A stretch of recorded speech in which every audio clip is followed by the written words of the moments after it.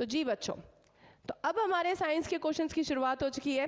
तो अब फिलहाल हमारे 12-13 क्वेश्चंस आएंगे साइंस के क्वेश्चंस। तो बिल्कुल बहुत ही फोकस के साथ आंसर दीजिएगा और हर एक क्वेश्चन को बिल्कुल इस तरीके से आंसर देना कि कोशिश करना कि उस क्वेश्चन से आपको और क्या क्या याद आ रहा है उस चीज़ के भी बारे में बताने की कोशिश करना, ताकि हमारी सिर्फ ये ना होए कि हम साइंस के 12-13 क्वेश्चन करके निपट जाए, बल्कि साइंस कवरअप होनी चाहिए, बेसिक साइंस जो है वो कवरअप होनी चाहिए। ठीक है, तो चलिए शुरू करते हैं आज के पहले साइंस के क्वेश्चंस को। What is the SI unit of length? लंबाई की एसआई इकाई क्या है? मीटर है, सेंटीमीटर है, सेंटीमीटर को सी से लिखा जाता है। ठीक है, सेंटीमीटर है, मीटर पर सेकंड है या सेकंड है? जी सोनू गुप्ता मैम, आंसर को, अच्छा आंसर को ओपन मत लिखो, नहीं दिखता है, मतलब सोनू गुप्ता थोड़ा सा ढंग से लिखो, समझ में नहीं आया मुझे। विकास ए ओके, फरीद, चलो परितोष, चलो।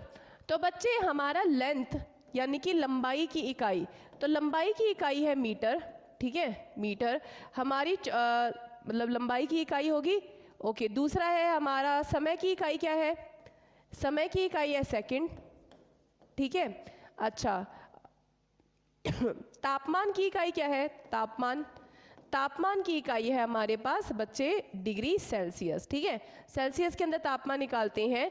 और मीटर पर सेकंड किसकी है? मीटर पर सेकंड स्पीड की है या फिर वेलोसिटी की है? ठीक है, स्पीड यानी कि गति की है या फिर वेलोसिटी की भी सेम ही है। ठीक है, वेलोसिटी यानी कि वेग की भी इकाई क्या है हमारी? यही है मीटर पर सेकंड। ठीक है, सेकंड हो गया हमारा समय की इकाई और सेंटीमीटर हमारा वो पता ही है। चलो, तो अगला क्वेश्चन की ओर बढ़ते हैं। अगला question, what is the common name for sodium bicarbonate? Sodium bicarbonate का सामान्य नाम क्या होता है? मीठा सोडा, बेकिंग सोडा, खाद्य चूर्ण यानी कि फूड पाउडर, दोनों ए और बी, या फिर इनमें से कोई नहीं? बहुत ही आसान सा ऑप्शन दे रखा है तुम लोगों को। हाँ, इतना लो पेपर क्या है, मतलब ऐसा ही पेपर आता है बच्चे, कोई दिक्कत वाली बात नहीं है, ऐसे ही पेपर आते हैं। ठीक है, तुम ज़्यादा ही सोच रहे हो, ऐसे ही पेपर आते हैं। ठीक है, तो सबसे पहले हमारा सोडियम बाइकार्बोनेट का फुल फॉर्म क्या होती है? ठीक है, तो वो होता है NaHCO3। ठीक है, सोडियम बाइकार्बोनेट होता है NaHCO3। NaHCO3 को हम बेकिंग सोडा भी कहते हैं। ठीक है, बेकिंग सोडा।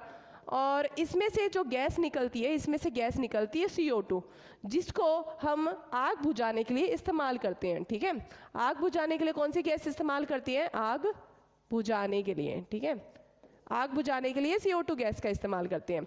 दूसरा होता है Na2CO3।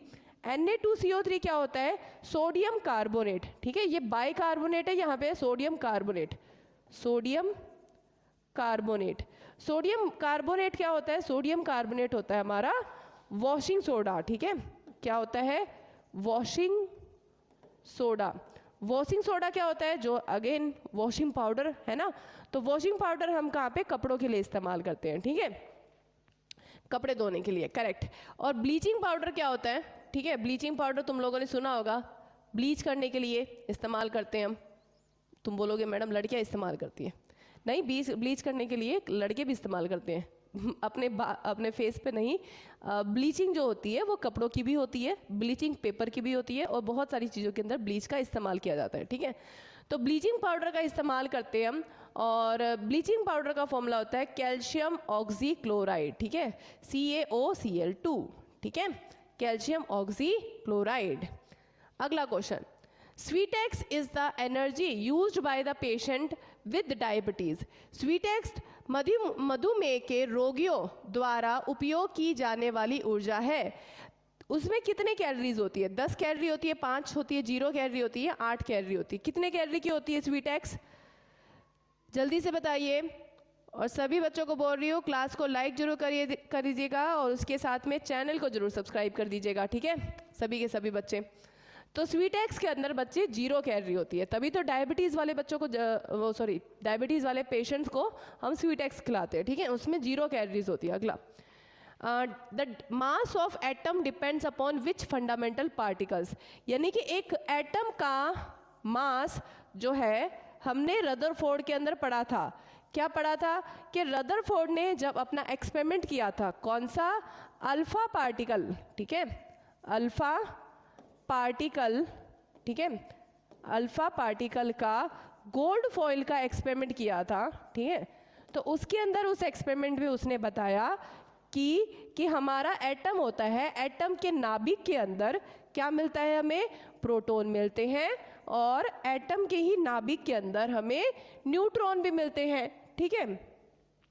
तो उसने कहा कि ये जो प्रोटॉन है और ये जो न्यूट्रॉन है, एटम के नाभिक के अंदर ही सारा एटम का मास मिलता है। तो मास का मतलब क्या हुआ, एटम का जो भी सारा मास है वो किसके अंदर मिलेगा हमें, प्रोटॉन और न्यूट्रॉन के मास के अंदर। यानी कि जितने भी प्रोटॉन है और जितने भी न्यूट्रॉन है वो दोनों क्या बनाएंगे मिलके, एटम का मास बनाएंगे। प्रोटॉन और न्यूट्रॉन से मिलेगा एटम का मास। और बाकी जो बात की जाती है एटॉमिक संख्या की, है ना, परमाणु संख्या, तो वो परमाणु संख्या है क्या। तो बच्चे उन्होंने कहा कि परमाणु संख्या, तो परमाणु संख्या क्या है, परमाणु संख्या है नंबर ऑफ इलेक्ट्रॉन्स, कि जितने भी इलेक्ट्रॉन हैं, या फिर नंबर ऑफ प्रोटॉन्स, जितने भी प्रोटॉन हैं, वो दोनों ही क्या बताएंगे हमें, परमाणु संख्या बताएंगे। हमारे अंकल रदरफोर्ड ने बोला कि बच्चे कोई दिक्कत वाली बात नहीं है, क्योंकि प्रोटॉन भी सेम होते हैं, नंबर ऑफ इलेक्ट्रॉन भी सेम होते हैं, ठीक है। इलेक्ट्रॉन और प्रोटॉन की संख्या दोनों की सेम होती है, लेकिन फ़र्क कहाँ पे पड़ता है, फ़र्क आता है न्यूट्रॉन की संख्या में। अगर न्यूट्रॉन की संख्या बढ़ती गई तो आइसोटोप बनते जाएंगे, अगर नहीं बढ़ी तो आइसोटोप नहीं बनेंगे। समझ में आ गया, वेरी गुड जी, good afternoon MR, good afternoon. चलिए तो अगले क्वेश्चन पे चलो। अल्फा पार्टिकल स्कैटरिंग एक्सपेरिमेंट पढ़ लेना, ठीक है, ये मैंने पढ़ा रखा है और मैंने क्लास भी ले रखी है इसके ऊपर, तो वो देख लेना। एटॉमिक स्ट्रक्चर के ऊपर क्लास ले रखी है, ठीक है, एटॉमिक स्ट्रक्चर के ऊपर। चलो अगला question, which gas is accumulate at the anode when alumina is electrically decomposed. यानी कि जब एल्यूमिनियम को, मैंने इलेक्ट्रोलाइसिस वाला मेथड बताया था, इलेक्ट्रोलाइसिस मेथड के अंदर हम एक सॉल्यूशन लेते हैं जिसके अंदर हम एक लेते हैं एनोड और दूसरा लेते हैं कैथोड, और उसके अंदर क्या मिला देते हैं, हमने एक सर्किट डाल दिया, ठीक है। एक एनोड का हो गया और एक हो गया कैथोड का। तो आपको ये पूछ रखा है कि जब एल्यूमिनियम ऑक्साइड होती है, ठीक है, एल्यूमिनियम ऑक्साइड से जब एल्यूमिनियम निकालना है मुझे, तो इलेक्ट्रोलाइसिस करते हैं, ठीक है, एल्यूमिनियम ऑक्साइड से निकालते हैं Al2O3। ये क्या होती है, एल्यूमिनियम ऑक्साइड होती है, एल्यूमिनियम ऑक्साइड होती है। तो एल्यूमिनियम ऑक्साइड से जब मुझे एल्यूमिनियम, यानी कि जो मेटल एल्यूमिनियम है वो निकालना है, तो वो कौन सी गैस एनोड पे देगा, ठीक है। तो हमने ये पढ़ा है कि जब भी हम इलेक्ट्रोलाइसिस करते हैं तो प्योर मेटल कहाँ आएगा, कैथोड पे आएगा। तो एल्यूमिनियम कहाँ आएगा, एल्यूमिनियम कैथोड पे आएगा, और एनोड पे क्या आएगा, बाकी बची ऑक्साइड, तो ऑक्सीजन गैस आएगी कैथोड पे, ठीक है जी, ओके। तो बाकी बची कौन सी, ऑक्साइड, तो सही दूसरी गैस कौन सी आएगी, ऑक्सीजन आएगी। अगला क्वेश्चन जी, dash use to change the speed of an electric fan. यानी कि विद्युत पंखे की गति बदलने के लिए क्या उपयोग करते हैं। तुम बोलोगे मैडम हाथों का उपयोग करते हैं, है ना, हाथ को हम वहाँ पे रखते हैं रेगुलेटर पे और फिर बाद में ऐसे घुमा देते हैं, है ना, पंखे बस ठंडी ठंडी हवा देता है। चलिए वेरी गुड वेरी गुड। तो सही आंसर क्या है, सही आंसर रेगुलेटर है। रेगुलेटर का इस्तेमाल करते हैं हम किसके लिए, हम वो पंखे की स्पीड को कम धीरे करने के लिए, ठीक है। अगला, which Indian bank is the largest branches outside India. Bharat के बाहर किस भारतीय बैंक की सबसे बड़ी शाखाएं हैं।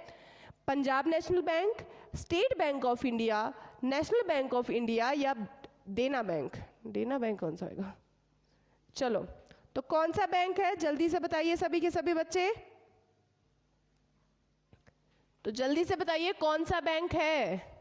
तो बैंक का नाम है स्टेट बैंक ऑफ इंडिया, ठीक है, स्टेट बैंक ऑफ इंडिया है जिसकी भारत के बाहर सबसे ज्यादा शाखाएं हैं, ठीक है। चलो अगला question, what amount is electric current, विद्युत धारा कितनी मात्रा होती है, विद्युत धारा में कितनी मात्रा होती है, कैसी होती है, वेक्टर क्वांटिटी होती है, स्केलर क्वांटिटी होती है, या फिर दोनों ही होती है, या फिर एक भी नहीं। तो विद्युत धारा कैसी होती है, एक स्केलर क्वांटिटी होती है। स्केलर मतलब यानी कि अदशी, यानी कि जिसमें कोई दिशा नहीं होती, ठीक है, कोई दिशा नहीं होती।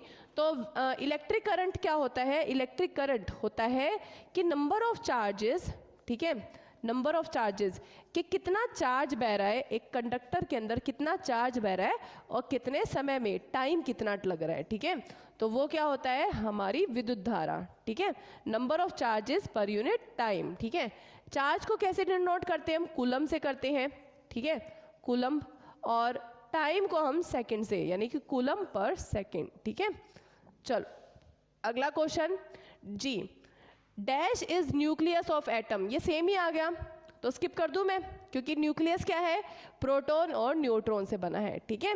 अच्छा दोबारा बता देती हूँ, प्रोटॉन की खोज किसने करी है, प्रोटॉन की खोज करी है ई गोल्डस्टीन ने, ठीक है, ई गोल्डस्टीन ने। इलेक्ट्रॉन की खोज किसने करी है, इलेक्ट्रॉन की खोज करी है बच्चे जे थॉमसन ने, ठीक है, जे थॉमसन ने। अच्छा हमारे न्यूट्रॉन की खोज किसने करी है, न्यूट्रॉन की खोज जी बच्चे चैडविक ने, ठीक है, चैडविक ने। और बच्चे हमारा कुछ न्यूक्लियस की खोज, तो वो बच्चे हमारे रदरफोर्ड अंकल थे, है ना, रदरफोर्ड अंकल, हमारे अंकल जी ने करी है। चलो अगला question, what is the pure form of carbon, carbon का प्योर फॉर्म क्या है। अब साइंस के 2-3 ही क्वेश्चन रहे हैं, फिर बाद में मैथ के शुरू हो जाएंगे, ठीक है। राजू नमस्ते, चलिए आ जाइए, वेरी गुड वेरी गुड। चलो तो जल्दी से बताइए, हमारा कार्बन का प्योर फॉर्म क्या है, वो है डायमंड, ठीक है, कार्बन का प्योर फॉर्म होता है डायमंड। और कार्बन की एक प्रॉपर्टी होती है, वो क्या होती है, टेट्रावैलेंसी, ठीक है, टेट्रावैलेंसी। टेट्रावैलेंसी क्या प्रॉपर्टी होती है, यानी कि कार्बन के पास 4 इलेक्ट्रॉन होते हैं जो कि क्या क्षमता रखते हैं, या तो वो किसी को दे दे या फिर किसी के साथ शेयर कर ले। सो कार्बन जो है वो 4 अपने इलेक्ट्रॉन शेयर करता है दूसरे एटम्स के साथ, ठीक है। तो टेट्रावैलेंसी, इसकी वैलेंसी क्या होती है, 4 होती है, तो टेट्रावैलेंसी इसकी खूबी होती है, ठीक है। अगला, which gas is used in manufacture of vegetable ghee, वनस्पति घी का निर्माण करने के लिए किस गैस का उपयोग किया जाता है, ऑक्सीजन का, कार्बन का, नाइट्रोजन का, या हाइड्रोजन का। वनस्पति घी का बनाने के लिए किसका इस्तेमाल करूंगी मैं, वेरी गुड अंकित जी, वेरी गुड। चलिए तो बच्चे बताइए, तो वनस्पति घी का हम बनाते हैं हाइड्रोजन से, ठीक है, किससे बनाते हैं हम, हाइड्रोजन से। चलो अगला क्वेश्चन है, आखिरी क्वेश्चन है आज के साइंस का, तो बिल्कुल अच्छे तरीके से साइंस का जवाब दीजिएगा। फिर शुरू हो रहे हैं हमारे मैथ के क्वेश्चन, तो बिल्कुल आपके फेवरेट क्वेश्चन शुरू हो जाएंगे, ठीक है। तो जल्दी से बताइए, whose unit is ampere second, ampere second किसकी इकाई है, एम्पियर सेकंड, फोर्स की, चार्ज की, पावर की, या एक्सेलरेशन की। एम्पियर, अब देखो एम्पियर किसकी इकाई है, ठीक है, एम्पियर है हमारी, देखो एम्पियर है हमारी करंट की इकाई, ठीक है। और करंट को हम कैसे देखते हैं, करंट होता है चार्ज, कितना चार्ज बहा है पर यूनिट टाइम, ठीक है। तो चार्ज की यूनिट क्या हो जाएगी, चार्ज की हो जाएगी कूलम, ठीक है, कूलम पर यूनिट टाइम, ठीक है, सेकंड। तो चार्ज को अगर तुम यहाँ पे भेजोगे, जैसे कि यहाँ पे करंट है, ठीक है, तो करंट की वैल्यू क्या है, चार्ज पर यूनिट टाइम। तो अगर टाइम को तुम इस तरफ भेजोगे तो क्या आएगा, करंट गुना टाइम, क्या आ जाएगी वैल्यू, चार्ज, करेक्ट।